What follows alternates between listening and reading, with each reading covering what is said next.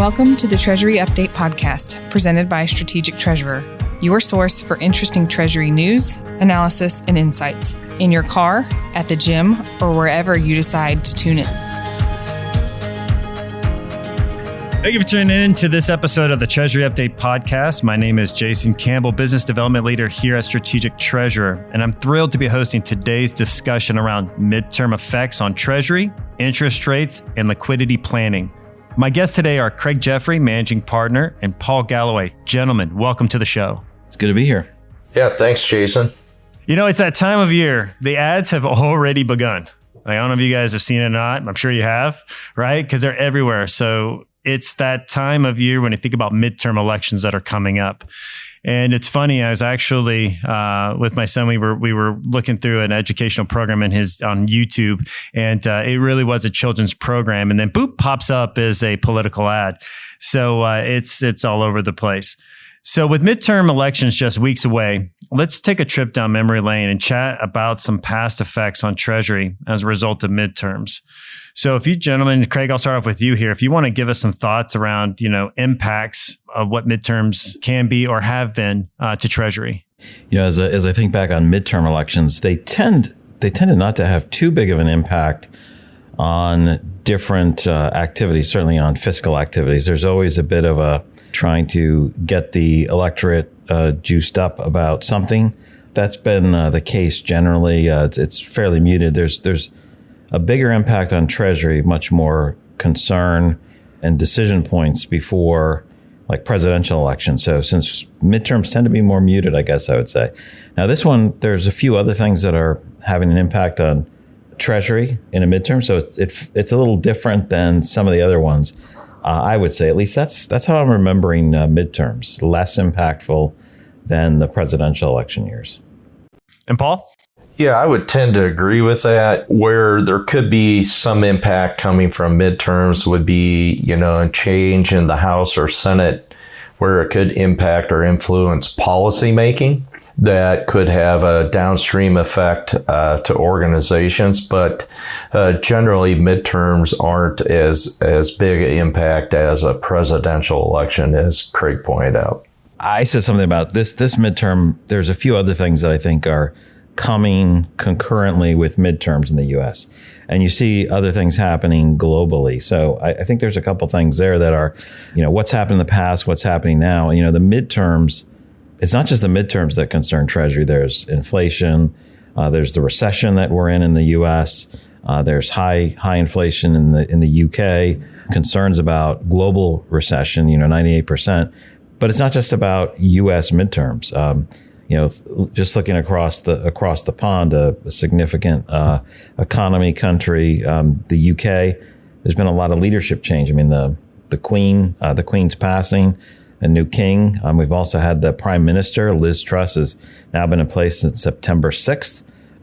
Taking over from Boris Johnson. She's the new head and leader of the Conservative Party, has made significant changes in their taxing process, which had a roll-on effect, impact on the weakened significantly the pound for a time, and that coincides with less aggressive interest rate increases by the Bank of England compared to the Fed.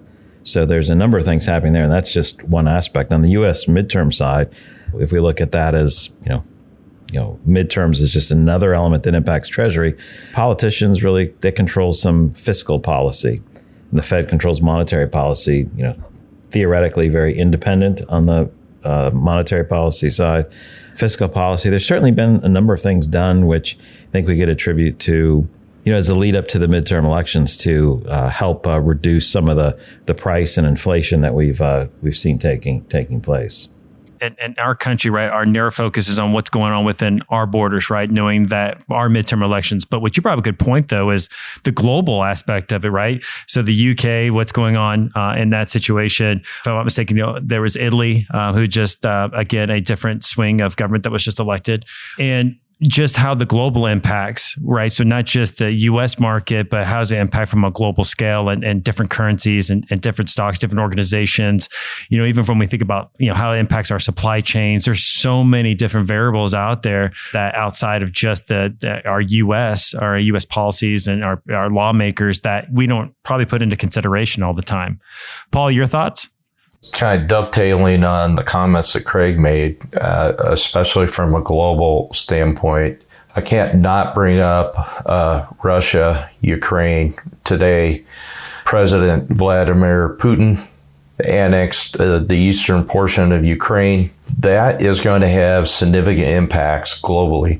It's already impacted Europe significantly from gas and oil supply standpoint. It's putting pressure on the UK. They put pressure on food supplies with this war. And now, they're putting a stake in the ground. And most people view that as an illegal stake in the ground, which I would agree with. And so things are heating up there. And then we can look at, what's going on with China and Taiwan. And the muscle play that's going on or recently went on with what China was doing there. So, we're seeing some global pains just from a conflict standpoint. You start adding on the economic side of things, and that can bring, some issues to Treasury writ large. So bringing it back home here in the U.S., last week, the Fed raised interest rates by another 75 basis points to help combat inflation. With the change in interest rates, this must also call for different plans of action, correct? Rising interest rates, we're going to see more rate hikes this year and into next year. The reason that we're seeing that is the high inflation.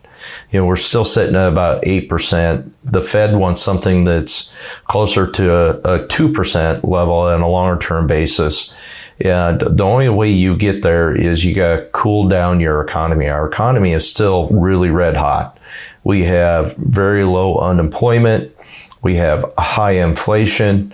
People are, organizations continue to make investments in their companies. And it's, you got to cool it down. A good way to do that is raise interest rates. So from a Treasury perspective, you start looking at, well, how's my balance sheet look today? Maybe I need to raise capital now versus waiting until next year to raise it because rates are going up. So you see some organizations trying to take advantage of the lower rates now relative to what they're going to be in the future. And a lot of that is probably already happened, but there's still some that's going to go on. Eventually, what you're going to see is that organizations are going to start drawing back. We're starting to see signs of that in terms of employment. So Meta just announced that, they're going to probably pull some jobs and let some people go. Other organizations have been doing that. I think the first step will be new job openings won't happen. The next step will be that we'll probably see organizations let certain folks go. They hope through no new jobs and attrition and not rehiring that they'll be able to manage some of that. But we'll see that unemployment rates are going to go up. Interest rates are going to go up. It's going to cost more to fund things. The flip side is if you're a bond investor, higher yields mean you get better yield on your cash return. So we've had a long period of low cash returns, and we're going to see cash returns are rising. They're going to continue to rise. So from a cash return perspective, cash becomes a little bit more important than it used to be from a return profile. Yeah, just following on what Paul said, this increase in interest rates has a number of repercussions. Why are interest rates rising? Well, from the Fed perspective, they're trying to get caught up with what's going on with inflation. So this catch-up game of rising that to tamp down inflation, and they're behind. And yet they're being more aggressive than some of the other central banks. And so that creates a couple other impacts as well. Paul mentioned some things related to borrowing or your investment portfolio if you have one of those. But there's also this knock-on effect for rate differentials, in terms of what the foreign currency pairs are doing. And that's why we've seen the weakening of the pound. We've seen the weakening of the euro, a number of currencies against the U.S. dollar due to the rapid escalation of the interest rates here. And so, the arbitrage of rates is causing money to flow in that direction. That has an impact on trade too, because U.S. dollar, you're selling in U.S. dollars, that's more expensive now compared to your home currency. So there's a number of those factors that play into that. I think those are things that, it's not just midterm related, of course, but that's really what's going on in the economy and how our central banks are trying to, thread the needle between, inflation, stagflation, recession, et cetera. And so we're in a recession, we've got inflation going up, concerns about dropping into stagflation or a more serious recession. So those are all the elements that say, Treasury needs to earn their keep in looking at the potential scenarios and what's appropriate to do. So you said it a couple of times. It's a great segue into our next topic, that R word that we keep hearing that's all over news outlets, or even just in general in the business world, that recession. So we're hearing that word recession an awful lot these days, and I'm sure it's top of mind for many companies, especially as they work their blueprint for, 2023. So let's talk about cash for a moment. How much cash do you keep as an organization if you're worried about an economic hiccup on its way? I think that's a good question, but I think we can probably do a little bit more exploring on, some midterm activities and some of the things that lead to that, because I think there's a few more elements that follow on. So let me just jump into one of those. So if we go back to November of 2021, President Biden released, ordered a release of an extra 50 million barrels of crude, from the SPR, the Strategic Petroleum Reserve. And then I think it was the very end of the first quarter, he set aside an order to release 1 million barrels daily until 180 million barrels were pumped into the general market. This is the rise of prices at the pumps. There was a lot of significant concerns there on the price. And so what we've seen is, we're probably at the point where 180 million barrels has been released, or we're about at that point.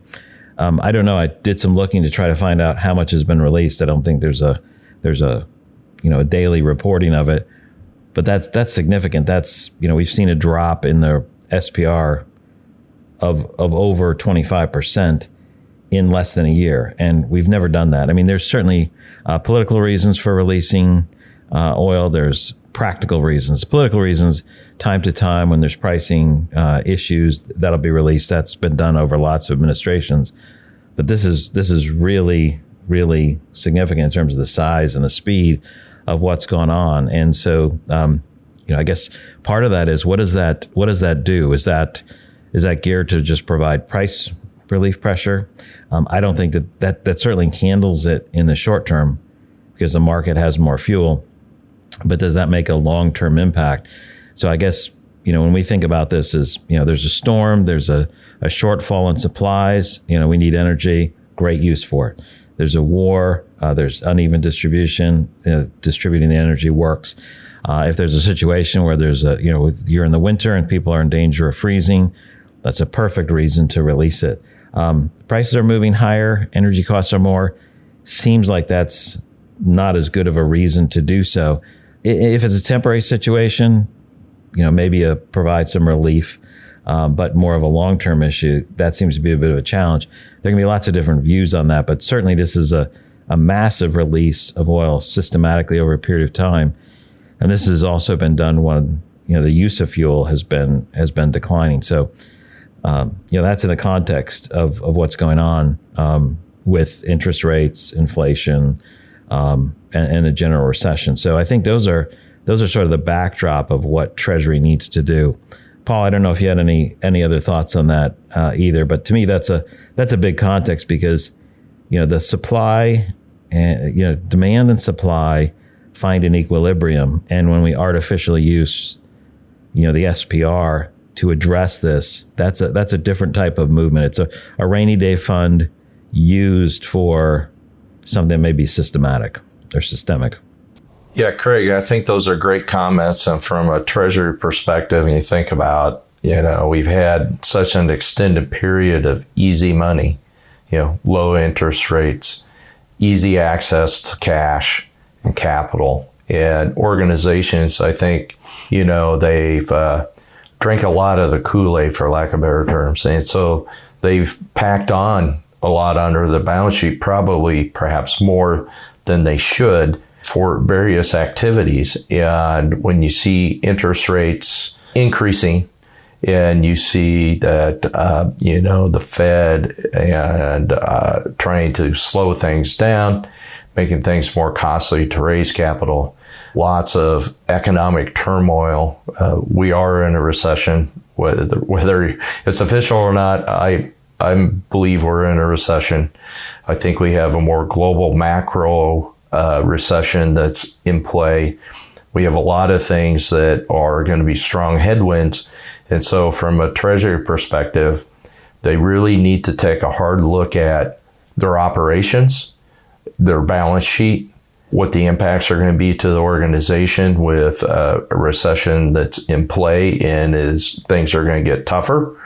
And so they need to make decisions now around, hey, do I try to get positioned so that if these risks come into play to where I don't have access to capital or cash to keep the business funded and moving forward, that could be a huge problem. So, organizations are looking at contingent capital or getting facilities in place that will allow them access to capital if something were to come up. So I think from a Treasury planning perspective, organizations are looking to their treasurers and their Treasury teams to provide analysis, information, and tools to make decisions around the balance sheet and position it for the next 12 to 24 months, because I think it's going to be tough for organizations in any industry. I think things are going to get tougher, and Treasury is going to be relied upon and leaned upon for these moments we're definitely facing. We are in a recession in the U.S. I know they just confirmed the second quarter was a slight decline. I think the more important piece is, what does it look going forward? Are you going to go into something that's much more moderate or serious recession? It's fairly minimal. Like we're just dipped into that territory. And so the forward look is more important than are we in or not? I know that may make a lot of traction in midterms to bring those up or not, to push it or to deny it. That's where we are. But going forward, there's certainly a lot of look. And I think I misstated the number before. I think it was 96% of economists thought there'd be a global recession in 2023. And I think that's worth noting, because that's, static or stasis is easier to manage than change. And if we're dipping down, that's a different set of skills that's necessary. And you talked about a number of those. So I think it's the rate of change and how many changes are impacting us that matters. And I know that gets back to your question, Jason, about how much cash you keep if you're worried about a coming economic hiccup. I know Paul started on that, as well. But where do you keep it? This idea of diversification of sources, renewing your terms early, going out longer. As people prepared for that, they've done well. Things are getting a little more costly. Paul had a number of good points on that. I won't repeat those. But this idea, the more concerned you are about volatility, the more margins or reserves you have on hand, the more you want to have a comfort level, right? It's the more things are fluctuating, the more margin, a comfort you want to have on that, just to be able to adapt. And that's the role of the treasurer. And so they have ability to have more on hand. There's more levers they can use. And so these are really good times for Treasury to practice their discipline, use the different levels, know what they are, and figure what they can do to make sure that they ensure the company's liquidity is adequate. And I'm sure right now too, also, it's not like it's a shock factor. I think the word recession, I think economists have been predicting this for quite some time. And hopefully that, putting a playbook together for, as an organization and saying, hey, if this does happen, what's our plans and how are we going to respond and react to sustain our business model through a rough time, right? Through the rough seas, as you will. So hopefully there's been some preparation, as you will, into this. Yeah, and so, so the idea of history, like we've been in recessions different times, depends how old you are. Yeah, I mean, maybe you can remember back to 87. You can remember 2008, 2009, a significant disruption in the markets, freezing up of the debt and capital markets. So what we're in now is not particularly troubling compared to what we've seen in the past. But again, it's always, how do we look forward? How are we careful? And this says a lot about not only how we plan on the balance sheet, but how we help our organizations become more efficient in all our processes, reduce our risk or de-risk the organization so we don't suffer the big issues, and layering on financial instruments where appropriate to avoid the more financially catastrophic types of activity. So all those fit well into, hey, there's a few more headwinds, a few more cross currents. This is the time to hone your skills even more for sailing. Absolutely. Well, Craig, Paul, always great to hear your perspective and insight on topics impacting Treasury. And for our listeners, thank you for joining us today for another episode of the Treasury Update Podcast. With that being said, stay safe and we'll see you next time. Take care. You've reached the end of another episode of the Treasury Update Podcast. Be sure to follow Strategic Treasurer on LinkedIn. Just search for Strategic Treasurer. This podcast is provided for informational purposes only, and statements made by Strategic Treasurer LLC on this podcast are not intended as legal, business, consulting, or tax advice. For more information, visit and bookmark strategictreasurer.com.